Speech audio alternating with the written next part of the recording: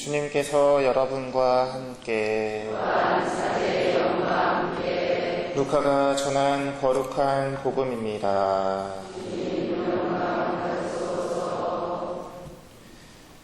예수님께서 어느 안식일에 바리새인들의 지도자 가운데 한 사람의 집에 가시어 음식을 잡수실 때일이다. 그들이 예수님을 지켜보고 있었다. 예수님께서는 초대받은 이들이 윗자리를 고르는 모습을 바라보시며 그들에게 비유를 말씀하셨다. 누가 너를 혼인잔치에 초대하거든 윗자리에 앉지 마라. 너보다 귀한 이가 초대를 받았을 경우 너와 그 사람을 초대한 이가 너에게 와서 이분에게 자리를 내드리게 할지도 모른다. 그러면 너는 부끄러워하며 끝자리로 물러앉게 될 것이다. 초대를 받거든 끝자리에 가서 앉아라.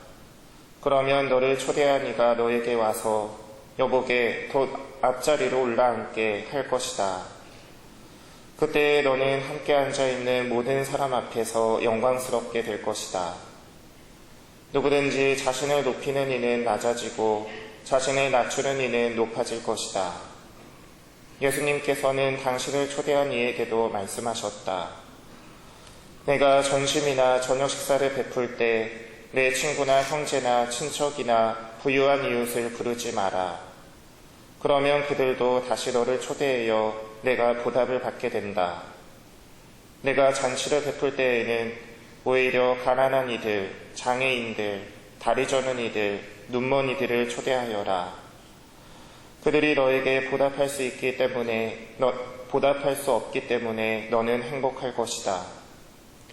의인들이 부활할 때에 내가 보답을 받을 것이다.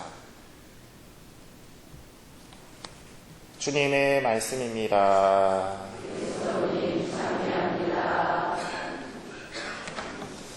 참여 예수님. 네, 우리 교우 여러분 어제 잘 주무셨어요? 네, 그러셨군요. 네. 저는 어제 잠을 잘 못 잤어요. 잠이 너무 안 오더라고요. 어제 따라. 그래서 잠이 안 와가지고 모처럼 이 유튜브를 한번 이렇게 꺼내봤습니다. 근데 유튜브 영상에 제일 많이 나오는 영상이 뭔지 아세요, 여러분? 요즘 한참 이슈가 되고 있는데 인사청문회에 대한 내용들이 정말 많더라고요. 그래서 이게 정말 사실인지 아닌지 여러분들도 좀 헷갈리고 그러는 부분들 많이 있으시죠? 그래서 가짜뉴스라고 하는 이야기도 있고 제가 정치적인 발언을 하려고 하는 것이 아니라 여러 가지 얘기들이 굉장히 많더라고요. 근데 사실 청문회라고 하는 것이 이 사람이 어떤 공직에서 중요한 나라의 일을 하는 데 있어서 적법한지 그렇지 않은지를 우리가 한번 이렇게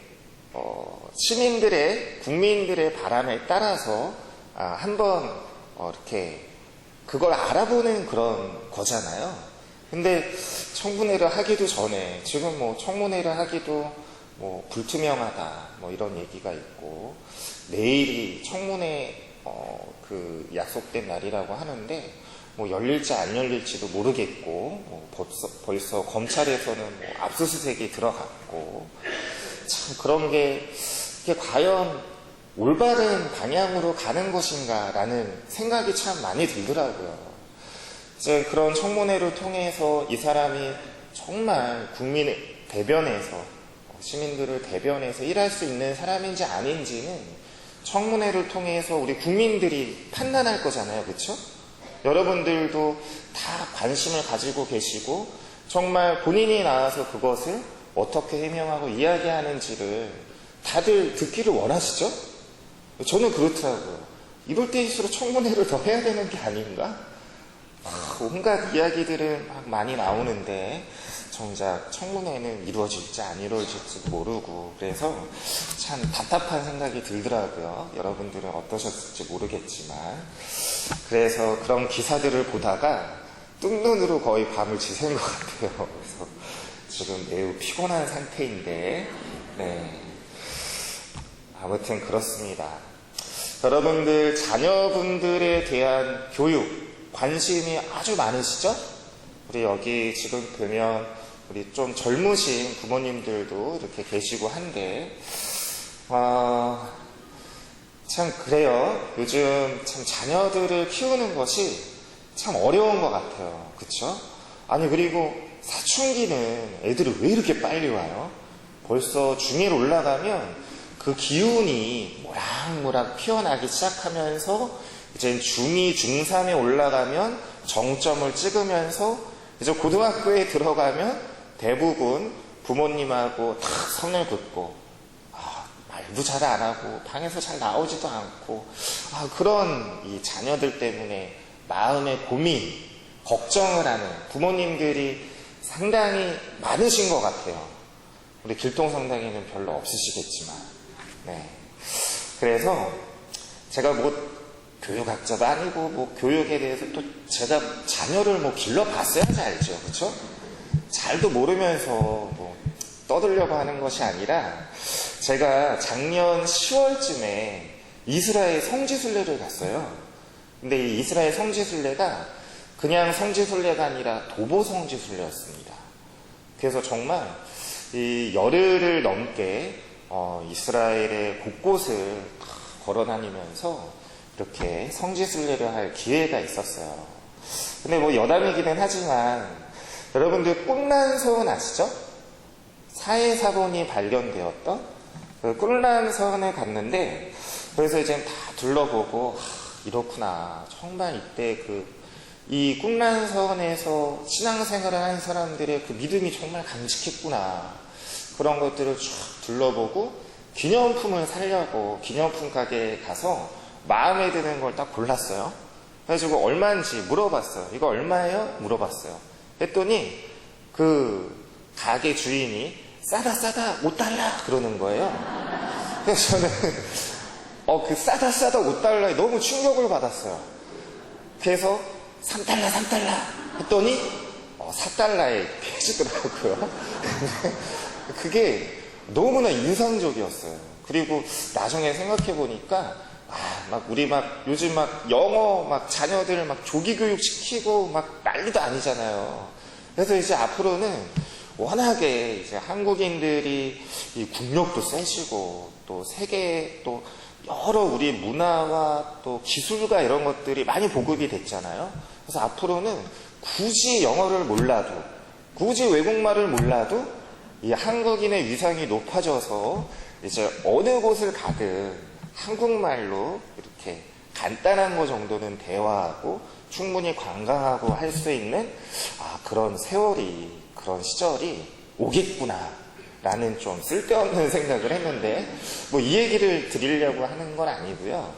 이제 그러다가 여기저기를 쭉 둘러보고 이 이스라엘 사람들이 가장 중요하게 생각하는 역사적으로도 가장 중요하게 생각하는 곳이 어디냐 하면 왜 다윗이 임금이 되기 전에 사울한테 막 쫓겨다니잖아요. 그래서 숨어 들어가는 동굴이 있어요. 거기가 국립공원이에요. 그래서 모든 중고등학생, 이스라엘 학생들은 그곳을 반드시 들려요. 그래서 뭐라고 하죠? 수련회?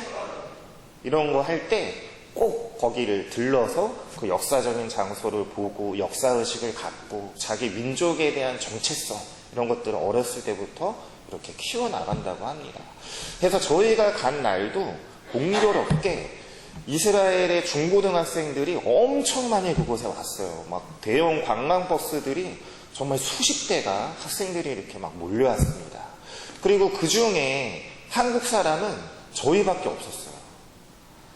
그래서 이렇게 공원 안에 이렇게 차를 마실 수 있는 카페가 잠깐 쉴 수 있는 그런 카페가 있었는데 거기에 가서 이제 신부님들과 그때 신부님들이 한 15분 정도가 갔거든요. 근데 그 중에서 제가 제일 막내였어요. 그래가지고 커피 심부름도 하고 신부님들 이렇게 좀 연로하신 신부님들도 계셔가지고 또 이렇게 힘드시면 또 이렇게 부축해서 이렇게 제가 도와드리기도 하고 막내 역할을 했었는데 되게 놀라웠던 것이 이스라엘 학생들이 있는 그곳에 이제 저희밖에 없는데 어떤 이스라엘 학생이 저희한테 말을 거는 거예요. 혹시 한국 사람이냐고.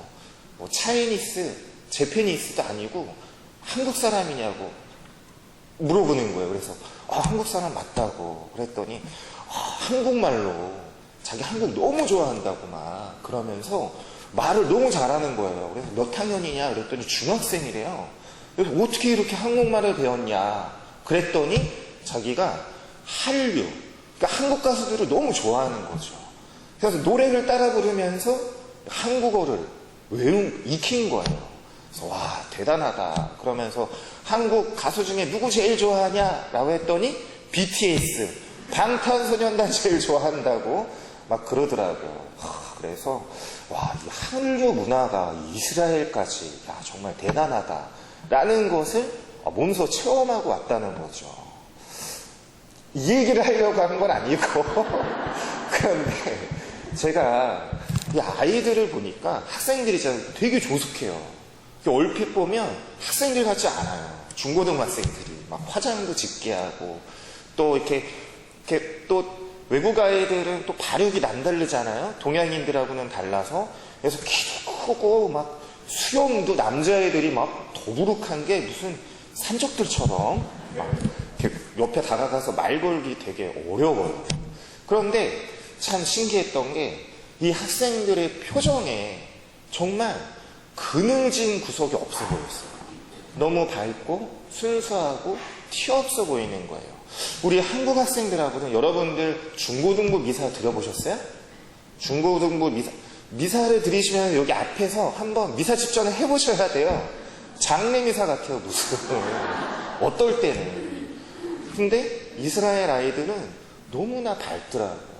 이렇게 모르는 사람한테도 서슴없이 말을 걸고 친절하게 이렇게 대해주고 그런 모습들이 너무나 인상이 깊었고 참 좋았었습니다. 그래서 제가 이스라엘 성지순례를 끝내고 돌아와서 그 세계 많은 자녀들에 대한 교육법이 있을 거 아니에요? 제가 이스라엘 자녀들 교육법을 한번 찾아봤어요. 근데 거기 뭐라고 나오냐 하면 이스라엘의 아이들은 사춘기가 없대요. 그래서 왜 그런가 기사를 계속 읽어봤더니 왜 그러냐 하면 이 아이들은 이제 말을 배우고 어느 정도 이렇게 자아에 대한 인지와 그런 것들이 막 발달하는 그런 시점부터 엄마 아빠랑 어렸을 때부터 토론을 한대요. 그러니까 대화를 하는 거죠. 이야기를 하는 거죠. 만약에 자녀가 뭐가 원하는 게 있어요. 그러면 그 원하는 거에 대해서 엄마 아빠를 설득시키는 거죠. 논리적으로. 왜 이것이 자기한테 필요한지. 그래서 부모가 그 이야기를 잘 들어보고 이야기가 합당하면 그것을 존중해주고 들어준다는 거죠. 그런데 만약에 이 아이의 원하는 것이 논리적으로 합당하지가 않거나 아니면 이유가 불충분하다. 그러면 또 부모와 대화를 하는 거예요. 그래서 이 부모의 대화에 납득이 가고 설득이 되면 또 이 아이들도 부모의 이야기를 존중해 준다는 거예요. 그런 교육법이 이스라엘 아이들이 자기를 표현하고 또 그것을 존중받고 인정받는 그런 환경 속에서 그런 가정의 분위기 안에서 자라다 보니까 이 아이들은 사춘기가 없다는 것이죠. 여러분 어떠세요? 여러분 자녀분들 얘기 잘 경청해주고 잘 들어주세요? 잘 존중해 주시나요? 사실 그렇지 못할 때가 너무 많죠. 물론 우리 사회의 구조적인 문제도 있어요. 현실적인 박탈감에서 오는. 내 아이가 이 험난한 세상에서 잘 살기 위해서는 뭔가 더 인내하고 더 노력하고 더 애써야만 하게끔 만드는 어떤 천편일률적으로 가야만 살아남을 수 있는 이런 사회적인 구조, 이런 거에 대한 문제도 있기는 하지만 그 이스라엘 자녀들을 교육시키는 부모들의 자녀 교육법을 제가 그 기사를 보면서 이건 우리 한국에 있는 부모들도 참 잘 알아둬야 되는 그런 부분이겠다라는 생각이 들었습니다. 존중받지 못하는 아이들은 나중에 커서 어떻게 되나요? 당연히 자존감이 떨어지겠죠. 그럼 이 자존감을 채우기 위해서 주로 어떤 방법을 선택할까요? 극단적인 방법을 선택할 가능성이 굉장히 커요. 그리고 채워지지 않는 자존감은 폭력성으로 드러날 가능성이 매우 크다는 사회적인 보고도 있습니다. 여러분들 혹시 신창원 기억나세요? 네, 어느 분이 크게 대답해 주시네요. 신창원이 어렸을 때 어떤 환경에서 자랐냐 하면 2살에 신창원 어머니의 얼굴도 기억을 못하겠죠. 2살에 어머니가 돌아갔으니까. 그래서 아버지와 누나가 있었어요. 그런데 아버지가 알코올 중독자였습니다. 그래서 술만 먹고 들어오면 누나와 이 자신을 너무 심하게 때리는 거죠. 정말 죽을 지경까지 갈 정도로 아버지한테 이렇게 폭력을 빈번하게 당했다고 해요. 그리고 또 이제 학교나 동네 마을 사람들은 벌써 신창원이 질이 안 좋은 애다. 쟤는 엄마도 없이 자란 애다. 그리고 아버지는 알코올 중독자다. 저런 애랑 어울리지 마라. 또 학교에 가면 왜 등록금 안 되냐? 왜 이렇게 맨날 지각하고 하냐? 왜 학교에서 되는 숙제 준비물 제대로 안 해오냐? 얘는 문제아로 어렸을 때부터 낙인 찍혔던 거예요. 이 사람들한테도 항상 무슨 잘못된 일이 있으면 다른 애들보다 더 크게 혼나고, 만약에 수박서리를 했어. 다른 애들이랑 같이 했는데 이 신창원이 하면 얘만 나쁜 애가 되는 거예요. 그러니까 어렸을 때부터 그런 대우와 주변의 그런 분위기 속에서 자라다 보니까 아이가 삐뚤어지기 시작한 거죠. 학교도 다니기 싫고, 집에 있어봤자 매일 아버지는 술을 먹고 들어와서 자녀를 때리고, 그러니까 어렸을 때부터 가출하기를 밥 먹듯이 하기 시작한 거죠. 당연히 어둠의 세계로 빠질 수밖에 없었습니다. 그리고 신창원이 그 자존감을 채우기 위해서 범죄에 손을 대요. 자기보다 많은 것을 가지고 있는 사람, 자기를 무시하는 사람, 그런 사람들에 대한 악과 분노, 이런 게 가득했던 그런 사람이었습니다. 그리고 결국에는 붙잡혀서 감옥살이를 하게 되죠. 그리고 탈옥도 했죠. 아마 한 3년 정도를 못 잡았을 거예요. 정말 엄청난 병력과 경찰, 이 수사꾼들이 막 투입이 됐는데 못 잡았었어요. 그래서 나중에는 다시 이제 잡히게 되어서 이제 감옥살이를 하면서 세상에 대한 그때 그 분노들이 다 가라앉았겠어요. 그런데 이 신창원을 눈여겨본 사람이 한 분이 있었어요. 누구였냐 하면 이혜인 수녀님이었습니다. 그래서 이 이혜인 수녀님이 이 신창원을 매일같이 찾아가요. 처음에는 신창원이 달갑게 맞아주었을까요, 수녀님은? 맞아주지 않았죠. 도대체 뭐 때문에 나 이렇게 찾아오냐, 막 별의별 막 욕설에 입에 담지 못할 험한 말들을 막 수녀님께 했던 거죠. 근데 수녀님은 포기하지 않고 매일 신창원을 찾아갔습니다. 결국에는 신창원의 마음의 문이 열리기 시작했죠. 그래서 신창원이 물어봐요, 수녀님한테. 왜 나를 이렇게 못 살게 두냐? 내가 뭔데? 왜 나를 이렇게 맨날 찾아가가지고 도대체 나한테 뭘 원하는 거냐?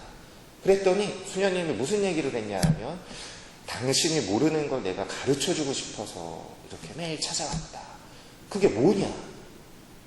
뭐냐라고 물어봤더니, 당신은 세상을 살면서 한 번도 누군가에게 사랑받을 수 없는 존재라고 생각했을 거다. 그렇지 않다는 걸 내가 알려주고 싶어서 왔다. 라고 이야기를 했던 거죠. 신창원이 그 얘기를 듣고 마음의 문을 이제 열기 시작했던 거예요. 그리고 세례까지 받았습니다. 벌써 몇 년 전에. 제가 그 기사를 읽은 게 5년 전이었거든요. 막 새신부가 되어서. 그러니까 더 됐을 수도 있겠죠. 아무튼 그리고 나서 나중에 수녀님이 그동안 살아오면서 가장 후회가 되는 일이 무엇냐고 물어봤어요. 그랬더니 신창원이 하는 얘기가, 아버지의 인종을 지키지 못했던 것이 지금까지 내가 살아오면서 가장 후회가 되는 일이라고 고백했다는 거죠. 그렇게 자기를 하루가 멀다 하고 정말 죽어라고 때리고 폭행했던 아버지의 인종을 본인이 이 감옥에 있느냐고, 그 인종을 지키지 못했던 것이 가장 후회가 되고 마음 아픈 일이다 라고 고백하면서 나중에는 나도 이렇게 사랑받을 수 있는 사람이라는 걸 알게 되어서 너무 다행이고 수녀님께 너무 감사하다는 그런 이야기를 전했다고 합니다. 여러분들 자존감을 이야기하다가 신창원의 이야기까지 했는데 중요한 것이 있어요. 우리의 자존감을 키워주고 그것을 채워주시는 분, 하느님이시라는 거죠. 왜 하느님이시냐? 여러분들, 하느님께서 예수님을 우리에게 보내주셨어요. 어떤 모습으로 보내주셨냐 하면 가장 낮은 자의 모습으로 우리에게 보내주셨습니다. 그리고 그것에 대한 그 가장 낮은 자로서 할 수 있었던 것은 유일하게 사랑하는 것밖에 없었어요. 그 사랑의 절정, 그것이 무엇일까요, 여러분? 바로 십자가예요. 십자가의 사랑, 죄 없으신 분이 우리를 구원하시겠다고 그 모든 것을 내던지셨던 저 십자가의 사랑이 이분께서 우리의 자존감을 채워주고 우리를 존귀한 사람으로서 하늘나라의 잔치에 지금도 이 순간에도 우리를 초대하고 계신다는 거죠. 여러분, 그 깊고 우리가 참 헤아릴 수 없는 그 사랑으로 매일매일 다가오시는 분이 우리 손바닥 위에 놓여져 계세요. 성체의 모습으로. 우리는 매일 그 성체를 받아 모시면서 우리를 그토록 사랑해 주시는, 지금 이 순간도 당신의 전부를 우리에게 내어주시는 예수님께 뭐라고 고백하시나요? 감사하다고 고백하죠. 정말 너무 다행스러운 일인 거죠. 우리는 그런 예수님의 희생을 통해서, 사랑을 통해서 비로소 존귀한 우리 인간의 하느님의 자녀다움으로 나갈 수 있다는 것이죠. 오늘 복음에서도 예수님께서 사실은 그 말씀을 하고 계신 거예요. 너 형제들, 너에게 잘해주는 사람들, 부유한 사람들, 가진 것이 있는 사람들을 초대하지 말고 불쌍한 사람들, 소외받은 사람들, 장애인들, 눈머니들, 그들을 식사에 초대하고 그들의 친구가 되어줘라 라고 말씀하시잖아요.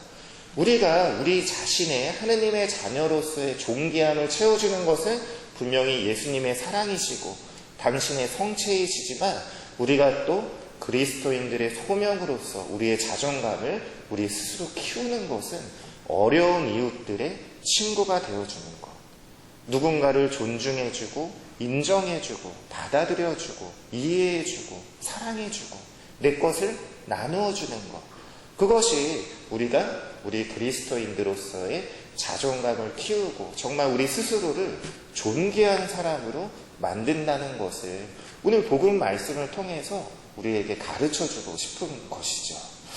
제가 아주 좋아하는 새날성가가 있어요.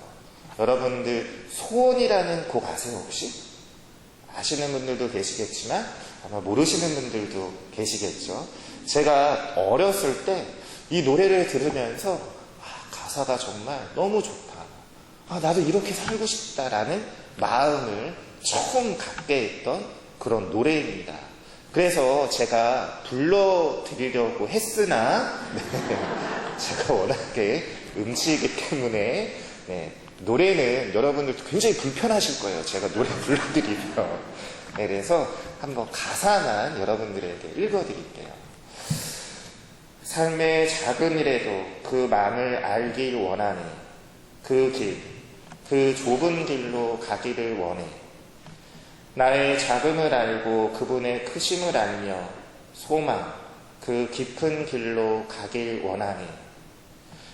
저기 높이 솟은 산이 되기보다는 여기 오름직한 동산이 되길, 내 가는 길만 비추어 주기보다는 누군가의 길을 비추어 준다면, 내가 노래하듯이 또 내가 얘기하듯이 살길, 난 그렇게 죽길 원하네.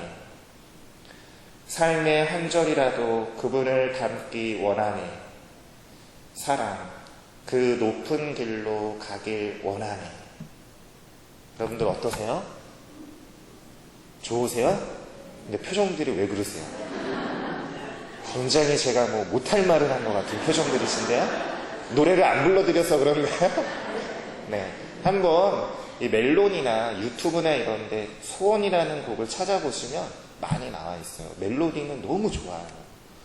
그래서 여러분들도 한번 들어보시고, 제가 가장 마음에 와닿는 가사의 부분은 저 높이 솟은 산이 되기보다는 여기 오름직한 동산이 되기를, 내가 가는 길만 비추기보다는 누군가의 길을 비추어 준다면, 요 부분이 제일 마음에 와닿는 부분이에요. 바로 예수님께서 우리에게 낮게 살라고, 겸손하게 살라고 하시는 말씀과 같은 가사인 거죠.